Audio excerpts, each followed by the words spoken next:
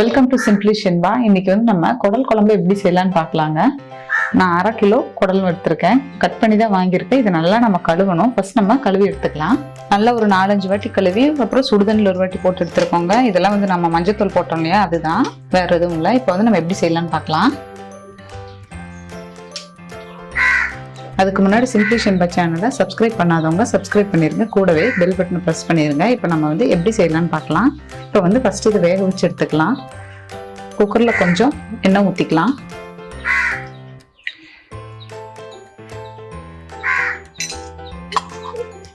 எண்ணெய் சூடாகட்டும். எண்ணெய் சூடாயிடுச்சு. கொஞ்சம் கடுகு போட்டுக்கலாம்.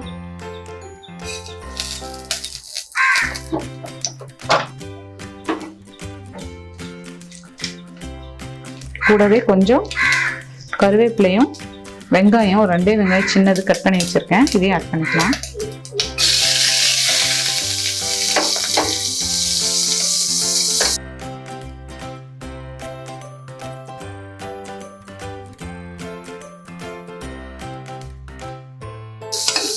வெங்காயம் கொஞ்சம் வணங்கட்டும்.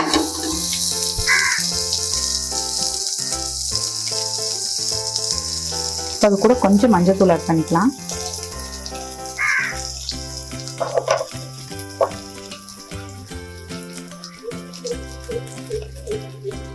கொஞ்சம் உப்பு, நம்ம வேக வச்சு எடுக்க போறோம், அதுக்கு தான்.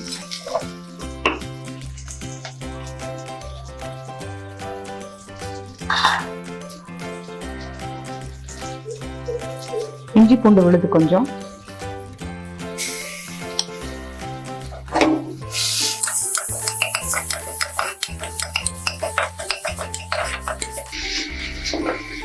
எல்லாமே நல்லா மிக்ஸ் ஆயிடுச்சு. இப்போ குடல் இது கூட ஆட் பண்ணிக்கலாம்.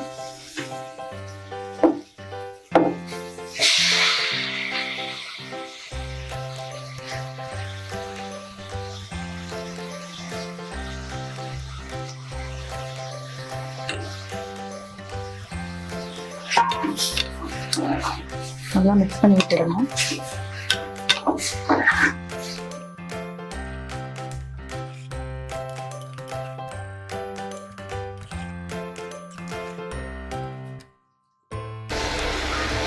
இது வேக கொஞ்சம் தண்ணி ஊற்றிக்கலாங்க.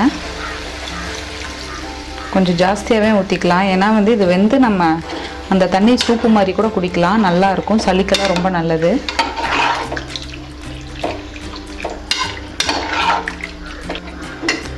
இப்போ மூடிடலாங்க.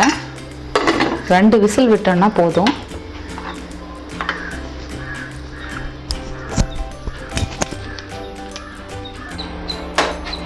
பாருங்க, வேக வச்சு எடுத்தாச்சு. 2 விசில் தான் விட்டுருக்கேன். இந்த தண்ணி இருக்கு பாருங்க, இதெல்லாம் குழந்தைகளுக்கெல்லாம் இதில் தான் பிணைஞ்சு சாதம் ஊட்டுவாங்க. சின்ன குழந்தைகளுக்கெல்லாம், 1 வயசு 2 வயசு குழந்தைகளுக்கெல்லாம் ரொம்ப நல்லா இருக்கும்.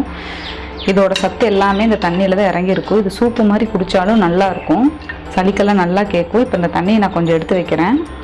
நீங்களும் வீட்டில் குழந்தைகள்லாம் இருந்தால் எடுத்து வைங்க, இல்லை பெரியவங்களும் சூப்பு மாதிரி குடிக்கலாம்.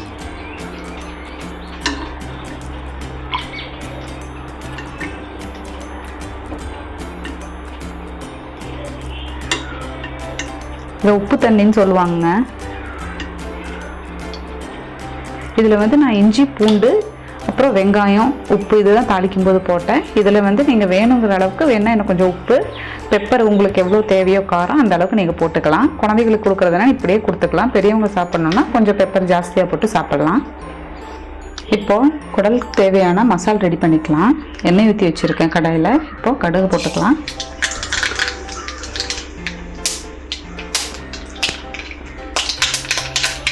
வெங்காயம் எடுத்திருக்கேன், நான் பெரிய வெங்காயம் எடுத்திருக்கேன்.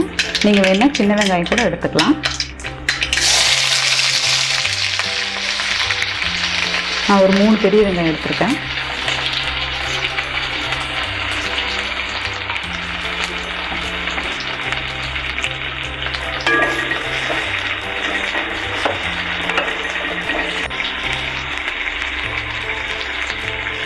இப்போ கொஞ்சம் பட்டை கிராம்பு போட்டுக்கலாம்.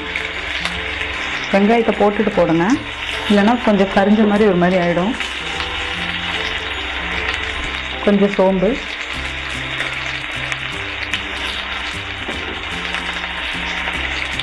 குருமிளகு,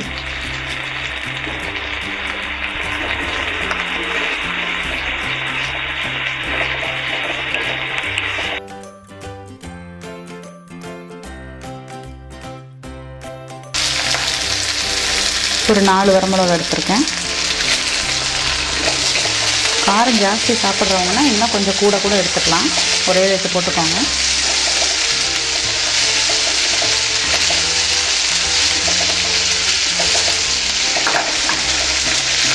இது கூட ஒரே ஒரு தக்காளி எடுத்திருக்கேன். சும்மா டேஸ்ட்டுக்காக தான், ஜாஸ்தி வேண்டாம்.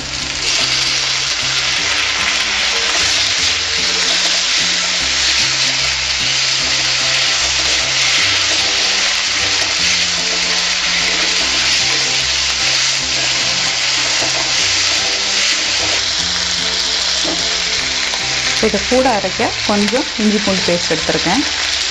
நம்ம ஆல்ரெடி அந்த கறியை வேக வைக்கும்போது இஞ்சி பூண்டு போட்டோம். ஆனால் வந்து அது உப்பு தண்ணி வடிச்சதில் இதெல்லாம் போயிருக்கும். அதனால் இப்போ கொஞ்சம் ஆட் பண்ணுறேன்.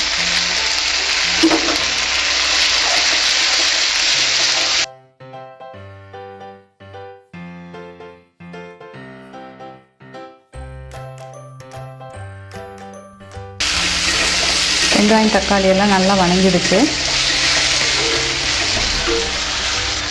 கொஞ்சம் சீரகப்பொடி, நான் பொடியாக இருக்கிறனால எடுத்துக்கிட்டேன். நீங்கள் பொடி இல்லைன்னா சீரகத்தையே வணக்கும்போது கூட ஆட் பண்ணிக்கலாம். மல்லித்தூள் ஒரு 2 ஸ்பூன்.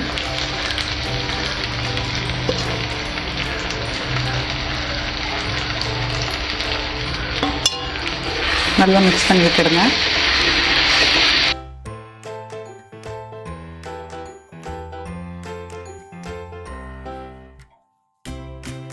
இப்போ கடைசியில் கொஞ்சம் மஞ்சத்தூள் ஆட் பண்ணிக்கலாம்.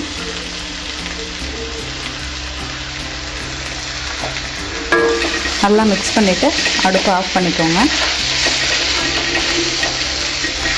ஒரு அரை மூடி தேங்காய் எடுத்து வச்சுருக்கேன்.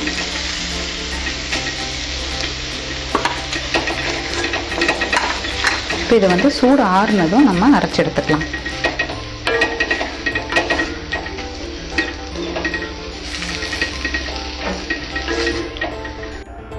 பாருங்கள், நல்லா நைஸாக அரைச்சி எடுத்தாச்சு மசாலா. இப்போ வந்து நான் ஒரு மண் சட்டி வச்சுருக்கேன். அதில் வந்து இதை ஆட் பண்ணிக்கலாம். குழம்பு வந்து கொஞ்சம் தண்ணி மாதிரி இருக்கணும், அப்போ தான் நல்லாயிருக்கும்.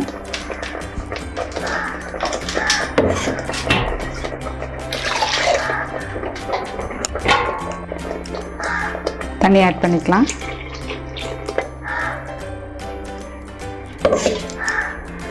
இது கூடவே நம்ம வேக வச்சிருக்கிற குடலையும் ஆட் பண்ணிக்கலாம்.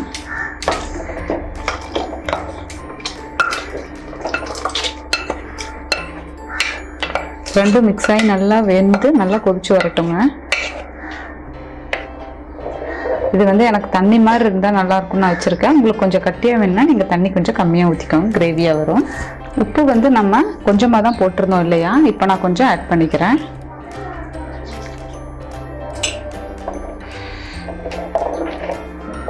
இது நல்லா கொதிச்சு வரட்டுங்க.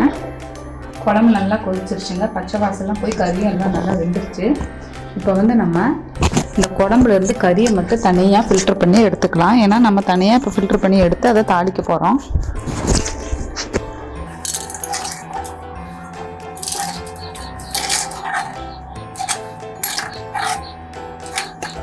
குழம்புல கொஞ்சம் மல்லித்தலை தூவிக்கலாம். இதை இறக்கி வச்சுட்டு இப்போ நம்ம கறியை தாளித்து எடுக்க போகிறோம். கடாய் வச்சுருக்கேன். இப்போது எப்போவுமே குழம்புலேருந்து தனியாக எடுத்து தாளிக்கும் போது நல்லாயிருக்கும். அதுலேயும் கொஞ்சம் குழம்பு ஊற்றி தாளிக்கணும், அப்போ தான் நல்லா டேஸ்ட்டாக இருக்கும். கடுகு,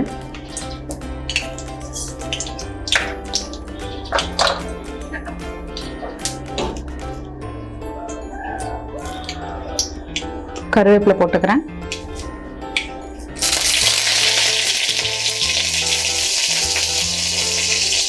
கூடவே இப்போ வெங்காயம், பெரிய வெங்காயம் ஒன்று.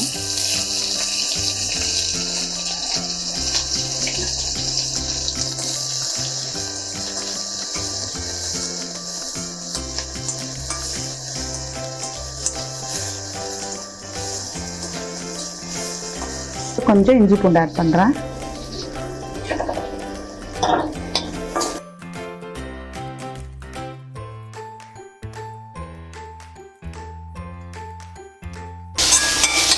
இப்போ ஒரே ஒரு தக்காளி, அதையும் ஆட் பண்ணிக்கலாம்.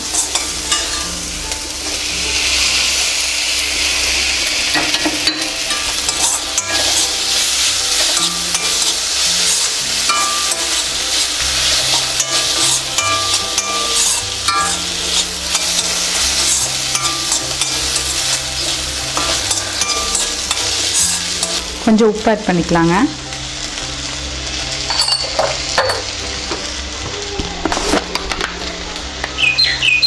கொஞ்சம் மிளகாத்தூள்,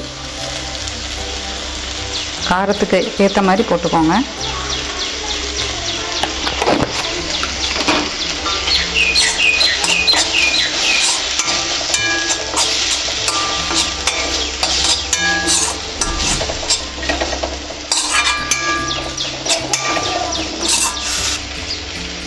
இப்போ குடல் ஆட் பண்ணிக்கலாம்.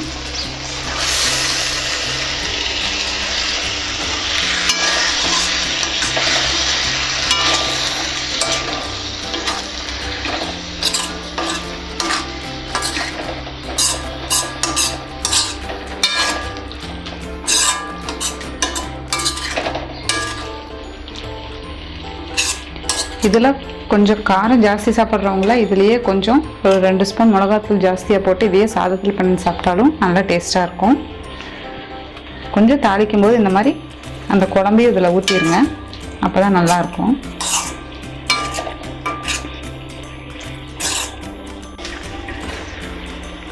அவ்வளோதாங்க, ரெடி ஆகிடுச்சு. இதுலேயே வந்து குடல் குழம்பு வச்சாச்சு, அது தனியாக எடுத்து நம்ம தாளிச்சாச்சு. இதுவும் வந்து போட்டு சாப்பிட்டுக்கலாம். நீங்களும் இதை வீட்டில் ட்ரை பண்ணி பார்த்துட்டு கமெண்ட் பண்ணுங்கள். தேங்க்யூ.